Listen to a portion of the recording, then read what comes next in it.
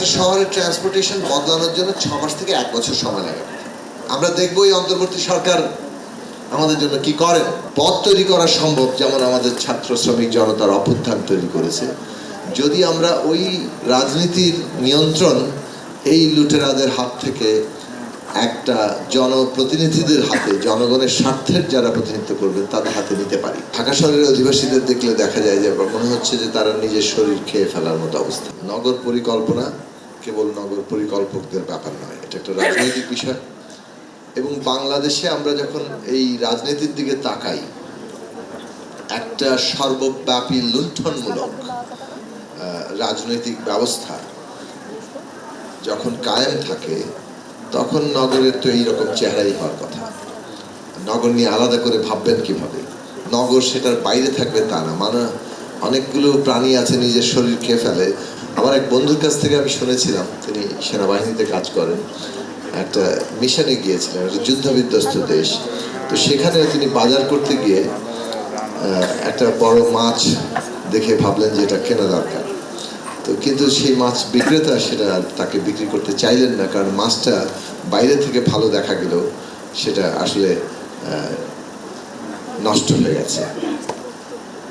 তো ওই যে একটা যুদ্ধবিধ্বস্ত দেশের মধ্যেও খাদ্য বিষয়ে একটা নৈতিক জায়গা বিক্রেতা পর্যন্ত আছে। ঢাকা শহরের অবস্থা আমরা তো সব জানি, যে আমরা আমাদের শিশুদের প্রতিদিন বিষ খাওয়াচ্ছি, এবং সেই বিষ খাওয়ানোটা একটা প্রতিযোগিতার হারে এখানে ক্রমাগত বৃদ্ধি পাচ্ছে। যাদেরকে নিয়ন্ত্রক সংস্থা হিসেবে দেওয়া হয় তারাও আসলে তারপরে এই বিষ খাওয়ানোর অংশে পরিণত হন, কেননা দ্রুতই তাদের সাথে একটা লেনদেন সম্পন্ন হয়ে পড়ে।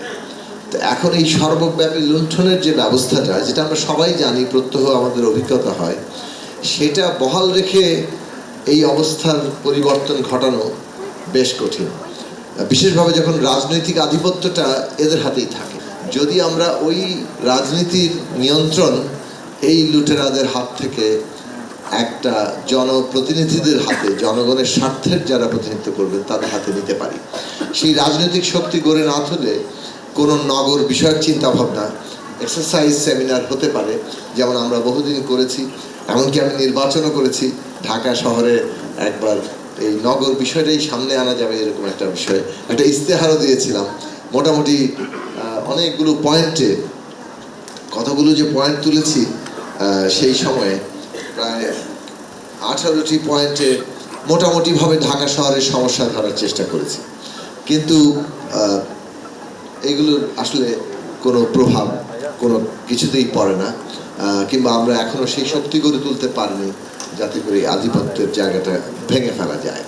তো ওই রাজনৈতিক জায়গা গুরুত্বপূর্ণ। তারপরও কতগুলো প্রশ্ন এখানে যেটা উঠেছে সেগুলো নিয়ে আমারও কথা আছে। যেমন জলি তালুকদার বলেছেন, এই ঢাকা শহরটা আসলে কার? মানে এইটা কিন্তু ঢাকা শহরের একটা রাজনৈতিক চরিত্র আছে। ইন্টারেস্টিং ব্যাপার হচ্ছে, ঢাকা শহরে 1954 সালে স্লোগান উঠেছিল, যখন এই শাহবাগ হোটেল হয়েছে, নিউ মার্কেট হয়েছে, তারপর গুলিস্তান সিনেমা হল হয়েছে। এগুলো ছিল এক ধরনের অপচয়, কিংবা বলতে পারেন ধনীদের একটা, মানে যেমন শাহবাগ হোটেলকে বলা হয়েছিল সাদ্দাদের বালাখানা, মানে একটা বড় ধরনের ধনীদের বিষয় হিসেবে, তার প্রতীক হিসেবে দেখা হয়েছিল।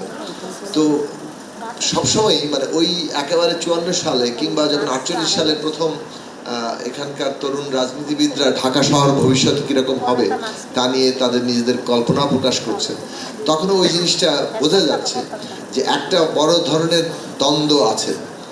ঢাকা শহরটা ধনীদের তখনও পর্যন্ত, এবং এইখানে তুলনামূলকভাবে ক্ষমতার দিক থেকে, ধন সম্পদের দিক থেকে যারা অধস্তন, তাদের জায়গা ঠিকঠাক মতো নাই। তারা এখানে জায়গা করে নিতে পারছে না, তাদের অধিকারের জায়গা নেই।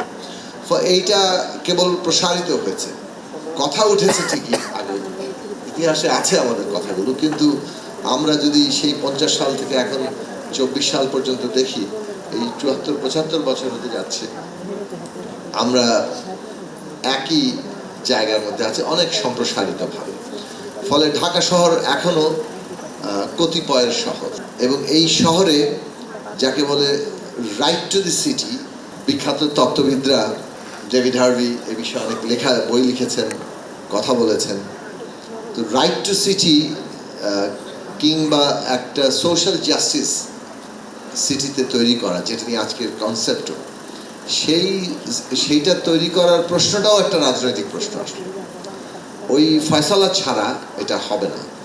এখানে কালেকটিভের অধিকার ছাড়া একটা শহরে কোনোভাবেই এই রাইট টু সিটি কিংবা ওই সোশ্যাল জাস্টিস প্রতিষ্ঠা করা সম্ভব না।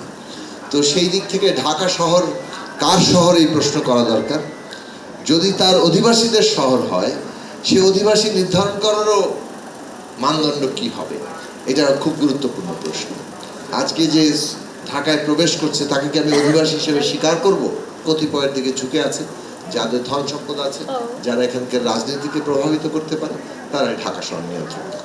আবার এইটা একটা বিষয় যে ঢাকা শহরের যে সামগ্রিক নৈরাজ্য, তারও একটা প্রকাশ। কিন্তু ঢাকা শহরের এই নিয়ন্ত্রণের জায়গাটা কিন্তু পুরোপুরি এদের হাতেও নেই। ধরেন আপনি সাধারণ ব্যবস্থাগুলির দিকে তাকান, ঢাকার কোনো শৃঙ্খলা, ঢাকার কোনো আইন কানুন, ঢাকার কোনো ব্যবস্থা আসলে ঢাকাকে তেমন নিয়ন্ত্রণ করতে পারে না। আজকে যে ঢাকায় প্রবেশ করছে সে অনেক ক্ষেত্রে ঢাকা শহরকে নিয়ন্ত্রণ করে। আজকে সকালে তিনি রিক্সা নিয়ে নেমে গেলেন, তিনি যেখানে রিক্সা রাখবেন ওইটাই নিয়ম। এই যে ঢাকার অক্ষমতা, এটাও একইভাবে তার সামগ্রিক যে অব্যবস্থাপনা, সেটার একটা প্রকাশ। এর মধ্যে দিয়ে ওই নাগরিক যে খুব শক্তিশালী হচ্ছেন, শ্রমজীবী খুব শক্তিশালী হচ্ছেন, তা কিন্তু না। এটা একটা টোটাল নৈরাজ্যেরই একটা প্রকাশ করছে। আমি একটা কথা সলিম ভাইয়ের সাথে কথা বলছিলাম যে এই শহরে আমার যা শৈশবের স্মৃতি, সেটা এখন আর পাওয়া খুব মুশকিল। মানে শহরটা এত দ্রুত মানে একেবারে তার সমস্ত দিক থেকে, ল্যান্ডস্কেপ বলেন, তার স্ট্রাকচার বলেন, সমস্ত দিক থেকে বদলে যাচ্ছে যে কেউই আর তার নিজের শহরে হিসেবে এটাতে ফিরতে পারবে না। স্মৃতির ব্যাপারটা খুব গুরুত্বপূর্ণ। কিন্তু এই ঢাকা শহরে আসলে আদৌ কোনো স্মৃতি, কেবল দুঃসহ বলে স্মৃতি থাকছে না, মানে ফিজিক্যালি আর স্মৃতি থাকার কোনো জায়গা থাকছে না। এইটা সামাজিক সম্পর্কের বদল ঘটছে। আমরা ঢাকা শহরের প্রত্যেকে একজন বিচ্ছিন্ন মানুষ, একই এলাকায়, এমনকি একই বিল্ডিংয়ে থেকে। এইটার ভয়ঙ্কর প্রভাব আমাদের সমাজে, রাজনীতিতে সর্বত্র আছে। এবং আমি শেষ প্রশ্নে আসার আগে উমামার কথা ধরব যে আসলে আমরা ঢাকা নিয়ে আলোচনা করি। আমি চট্টগ্রামে বহুবার গিয়েছি এবং চট্টগ্রাম সম্পূর্ণ একটা আলাদা শহর, আলাদা ল্যান্ডস্কেপ, আলাদা ব্যবস্থা। কিন্তু আপনি চিন্তা করেন যে কিভাবে ঢাকার একটা প্রোটোটাইপ এমনকি চট্টগ্রামকে গিলে ফেলছে। শুধু চট্টগ্রাম না, বাংলাদেশের 64 জেলা, আপনি প্রত্যেকটা থানা শহরে আমি যখন তাকাই, যাই, ঘুরি ফিরি, মনে হয় যে এক একটা ঢাকার প্রোটোটাইপ তৈরি হচ্ছে সব জায়গায়, একই ধরনের কাঠামো। আবার আরেক দিক থেকে প্রত্যেকটার যে নিজস্ব বৈশিষ্ট্য, সেটা যে হারিয়ে ফেলছি আমরা, সেটা কোনো গুরুত্বের মধ্যেই নাই। এইটা আমাদের ওই যে ভয়ঙ্কর নিজেকে খেয়ে ফেলার মতো একটা বৈশিষ্ট্যকে প্রকাশ করে। তারপরও আবার বলবো যে কয়েকটি পয়েন্ট তারপর আমরা তুলবো, যেমন আমাদের স্বপন ভাই তুলেছেন, যে আমরা একটা জায়গা বলেছি যে ঢাকা শহরের কর্তৃপক্ষটা কে। একটা নগর আছে, কিন্তু নগরের কোনো কর্তৃপক্ষ নাই। চট্টগ্রামের কর্তৃপক্ষকে, এরা কেউই এই সিটি কর্পোরেশনের কর্তৃপক্ষ না। কাজ দিয়ে রাখা হচ্ছে 120টা, কিন্তু আসলে প্র্যাকটিক্যালি তার নিজের সিদ্ধান্ত নেওয়ার ক্ষমতা দু একটি বিষয়ের বাইরে কেমন কিছু না। বাতি, মশা জ্বালানো, ঢাকা শহর সিটি কর্পোরেশনের তেমন কোনো কর্তৃত্ব আসলে তা নেই। ইভেন তার ট্যাক্সও নেই, তার বাজেটও নেই। তার বাজেট নির্ভর করে সরকারের উপরে। তার 53টা মন্ত্রণালয়, সেই 53টা মন্ত্রণালয়ে তার এক একটা কাজ করবে। এবং সিটি কর্পোরেশন আসলে বেসিক্যালি 53 মন্ত্রণালয়ের উপরেই নির্ভরশীল, তার কোনো কাজ করার কোনো জায়গা নেই।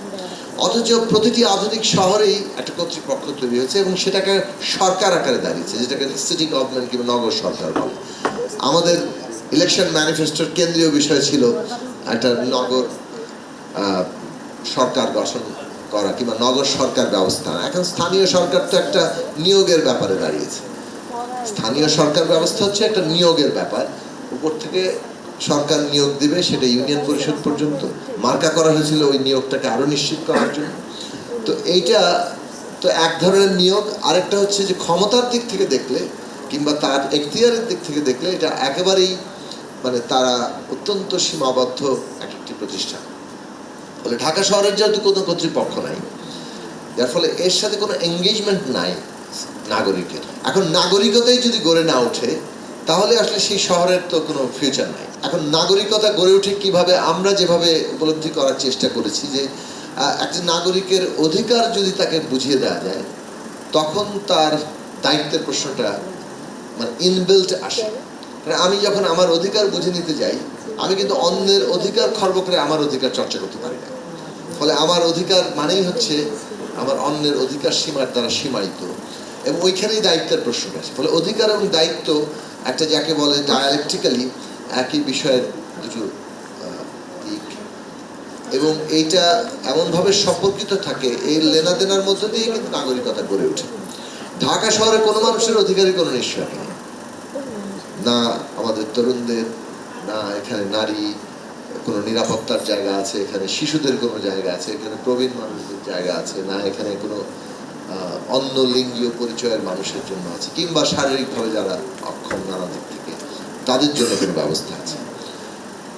এইগুলো প্রজেক্ট আকারে আসে, একটা দুটো বিল্ডিংয়ে কিছু পরিবর্তন ঘটে, কিন্তু সামগ্রিকভাবে বদল করার নীতিগত বদলের যে জায়গা, সেই সব বিষয়গুলো নানাভাবে উঠলেও ফাইলবন্দি থেকে যায়। তো আমার মনে হয় যে এই নাগরিকতার প্রশ্ন এবং নগর সরকারের প্রশ্ন, এইটা যতক্ষণ না পর্যন্ত আমরা পলিটিক্যাল এজেন্ডায় পরিণত করতে পারছি ততক্ষণ পর্যন্ত এই বিদ্যমান ব্যবস্থার মধ্যে ন্যূনতম বদলের জায়গাটাও আমরা আসলে সৃষ্টি করতে পারব। অনেকগুলো ইস্যু আছে।